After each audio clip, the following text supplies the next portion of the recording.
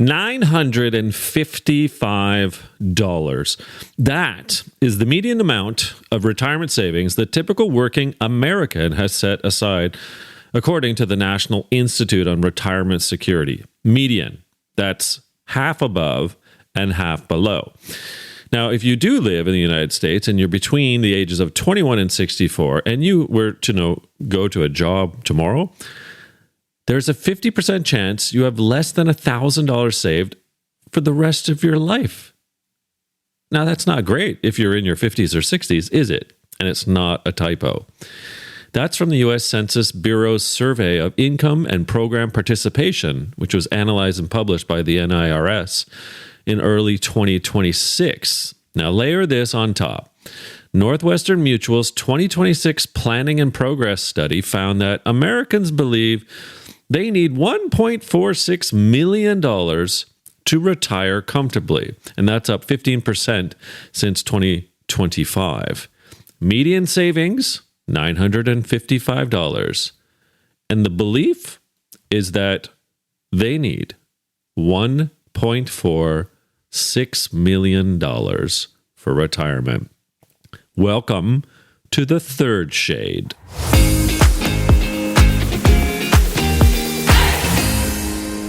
Okay, recap. This is 5 Shades of Grey. This is the Leadership Now takeover.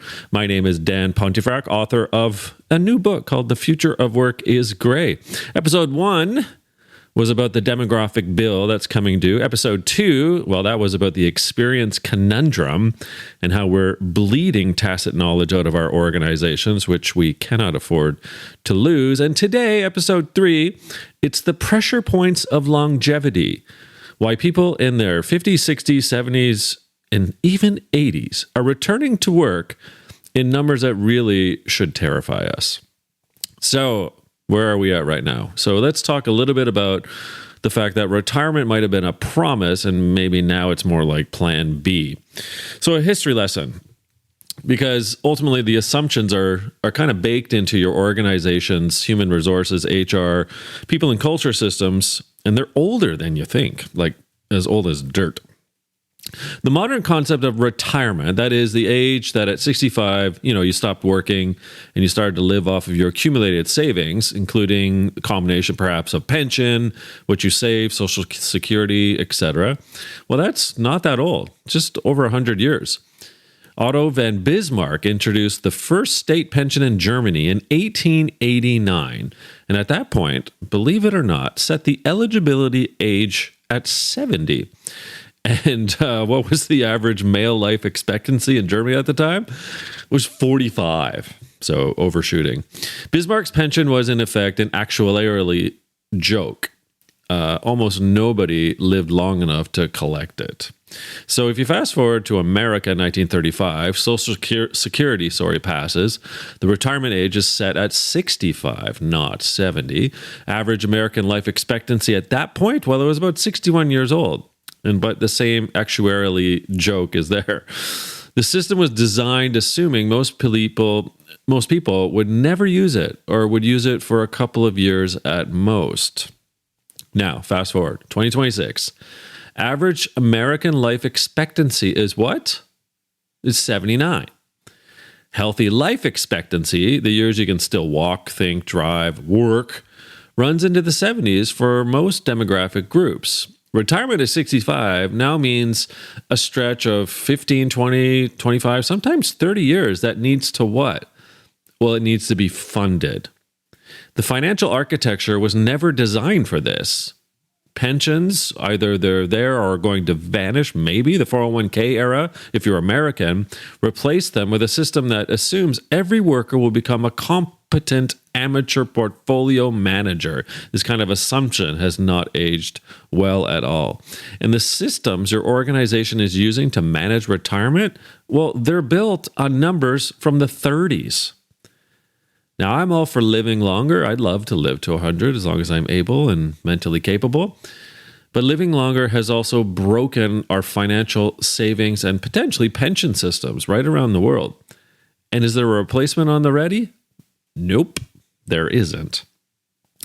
Now, in February of 2026, the AARP, great organization in the U.S. that looks after and sort of does studies with retirements and getting older, the elderly, etc. Well, they published a survey that really should have made front page news, but it kind of basically got buried. 7% of recent retirees in the United States have come back to work. 7%. AARP, what they coined them? The unretired. Of those who came back, 48% said the primary reason was money. Not loneliness or boredom or any desire to really stay sharp. Money. They'd run out of money. 41% of all working or job-seeking Americans over 50 said their main reason for working is to afford everyday living expenses. These aren't glamorous late career encore stories. This is the real deal of trying to get by, putting food on the table and maybe paying rent or the mortgage. These people are in their late 60s, 70s, stocking shelves, they're driving Ubers and Lyfts, taking shifts at the front desk of some community center. Why? Because they can't, as I say, make rent or pay for groceries. So let's get specific about who's the most exposed. It's called the 80% number. The National Council on Aging, in their 2025 research with leading age LTSS Center at University of Massachusetts, Boston, and with the company called Nationwide, found that approximately 80% of older Americans face financial insecurity in retirement. 80%. That's 4 out of every 5, of course. And it gets worse. That NCOA found that low-income older Americans now die 9 years earlier than the wealthiest. The gift of longevity is being unevenly distributed, and the dividing line seems to be wealth.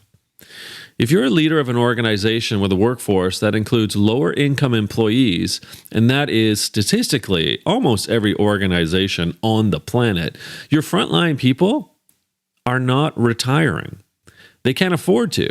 And the systems your organization built around the assumption that retirement is a clean break are quietly mismatched with the lives your workforce is actually living. Now, here's another thing to think about. I call them these pressure points. So in the book that I'm putting out, The Future of Work is Gray, I argue that longevity creates 4 pressure points that really converge inside our organization. So I'm going to give you a spoiler alert, I guess, and let you see behind the curtains what these are. So pressure point number 1, financial strain. So we covered this, where in the US, for example, that $955 mark is the median savings level, and that roughly half of American households with 0 retirement savings, it's just bonkers. In Canada, the average savings hovers around $170,000. That's average. So it's better, but not adequate. In the United Kingdom, the average is about £113,000 for those that are 65 years and older. The WEF, that's the World Economic Forum, has projected, however, that global retirement savings gaps of combined about $400 trillion by the year 2050. Pressure point number 2, personal burdens, such as caregiving. Have you heard of the sandwich generation before? Well, first of all, in the book, I call young employees rivers, middle-aged rocks, and older workers rubies. So at that middle-aged rock level, the sandwich generation are those who are simultaneously raising children, if they have them, of course, and caring for aging adults. Could be their parents, grandparents, uncles, aunts, other family members. They're doing about 50 hours of unpaid work per week on top of their day jobs. So that's looking after the young and the old. And the financial drain, well, it's pretty staggering. About half of those caught in this position, they can't reliably cover their basic monthly expenses. Many are accumulating credit card debt to bridge that gap. And the women in this group, almost always women, it's no coincidence, well, they're exiting paid work in significant numbers because something really is, well, it's busting. And what gives is usually a woman's career. Pressure point number 3 is what I call societal inertia. So this is a cultural one. We still tell people who, like, hey, you got to retire at the age of 65. But even if the math is impossible for them personally, that's the script. So we build these retirement-themed cruise advertisements aimed at people who can never afford a cruise. As a society, we treat work after 65 as some sort of, sad consolation prize rather than a perfectly reasonable life choice. Until we change the cultural narrative, the financial reality and the cultural expectation will keep colliding inside individual lives, and that human cost is just getting gigantic. It's not great. And then finally, pressure point number 4, I call it the organizational gaps. This is the one where your organization is not doing a very good job at right now. Now, most companies, of course, have HR systems, but they're designed for a workforce that retires once, and that's at a certain date, so 60, 65, whatever it is. But the system doesn't handle phase retirement very well. The opportunity to let people phase their retirement over a period of time, like 2, 3, 4, 5 years. And they certainly don't handle re-entry well, which is kind of what I call the boomerangs, like boom back into your organization as an alumni, maybe part-time, maybe full-time. They don't handle pension recipients who want to return as part-time consultants either. They don't handle maybe, for example, a 73-year-old who wants to just drop in 3 days a week and do some work. Maybe it's coaching. Maybe it's on a contract. Maybe it's part of a gig. They don't handle the financial mechanics of, at least in Canada, things like CPP and OAS or the RSP programs. And then in the US and other places, the Social Security benefits, 401ks, and so forth. In other words, even if you wanted to design a workplace that gracefully accommodated longevity, the existing HR systems are basically, they're in the way. So we need to rethink what those are as well. So let me bring this down to being human. 3 kind of vignettes drawn from research. Here's a couple examples, okay? So we got a 28-year-old who lives in Toronto. That's a river, right? Young employee. Second job, why? Well, to cover rent. They've not seriously contributed to a retirement plan because rent and the student loans, well, they're taking everything up, let alone the odd time to go to a film, maybe to the pub, and get their groceries. Now, the same 28-year-old in Toronto is watching their grandmother, who worked her whole life, count their pennies at the grocery store. Looking ahead and cannot imagine a final future that resembles a retirement, so yeah, this one is looking into the future saying, OMG, how am I ever going to retire? Now let's go to Cleveland, a 49-year-old, a rock. This rock has 2 teenage kids, has a mother who's in early stage dementia, spends their evenings dividing themselves between school applications for the kids and universities, doctor's appointments, and a job that's become far more demanding because their organization restructured and the workload doubled. How many dollars does this individual have ready for retirement as a 49-year-old? $27,000. Does that math? No. And then thirdly, a 71-year-old in Phoenix, a Ruby in my vernacular. This Ruby retired 3 years ago, but came back to work 8 months working at a hardware store. Likes the people, but hates standing all day. This individual, this Ruby in Phoenix, did the math against the Social Security numbers and decided, well, they had no choice. The hardware store was glad to have them because nobody under 30 applies for the role anymore. Tough gig, but making ends meet. All 3 of these people, well, they might be people you know in your orbit. They might be team members in your organization. Not sure, but these are definitely examples that are happening right around the world. So, where is leadership going wrong in this? Well, most organizations are responding to longevity pressure with 3 classic moves, and I'm not sure each one of them is really helpful. Move number 1, nothing. It's the most common response. It's like, what? No problem with longevity? What are you talking about? We don't have to do anything here. This do-nothing strategy, it's kind of like wait for it to be someone else's problem. Kick the problem down the line and someone else will address it, surely in HR one day. Move number 2, the wellness webinar. It's kind of a weird one, but we've rolling out a financial literacy program. We've published a brochure on retirement readiness. We've invited an expert to give this lunch and learn. but no one attends. And you tell yourself, well, we're addressing the issue. We've made it available, but not really, because it's just a webinar. Is that really a strategy? And then number 3, the shove. This is kind of the cruelest response. It's where we quietly nudge older workers towards the door, kind of like through restructuring, performance management theater, the slow withdrawal of meaningful work.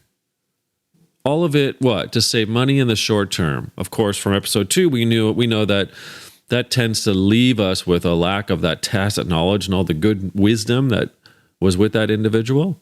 So none of these are really leadership responses. They're kind of reflexes, if they're anything. So what's the leader move here?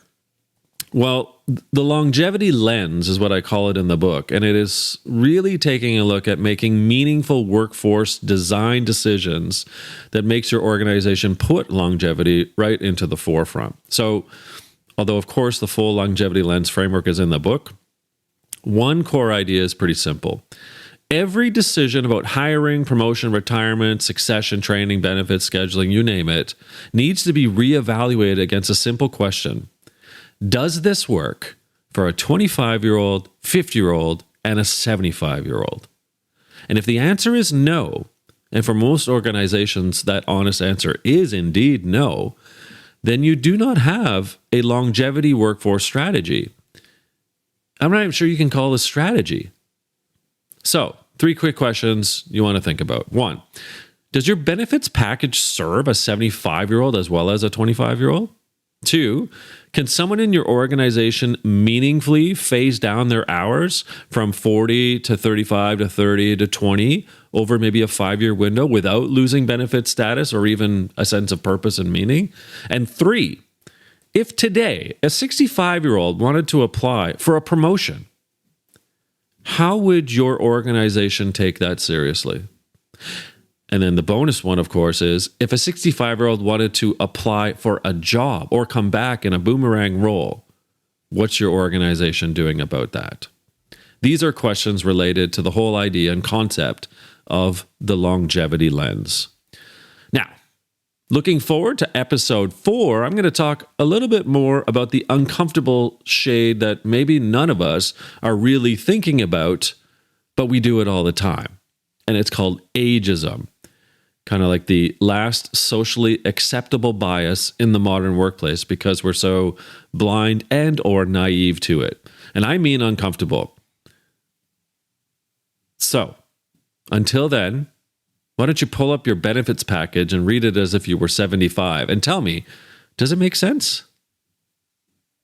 This is episode 3 of 5 Shades of Grey. Of course, I'm your host, Dan Pontefract. It's the Leadership Now Takeover. I've got a book coming out called The Future of Work is Grey, The Untapped Value of Age in the Workforce. Living longer is the easy part, folks, but working longer is where it tends to all fall apart. See you next episode.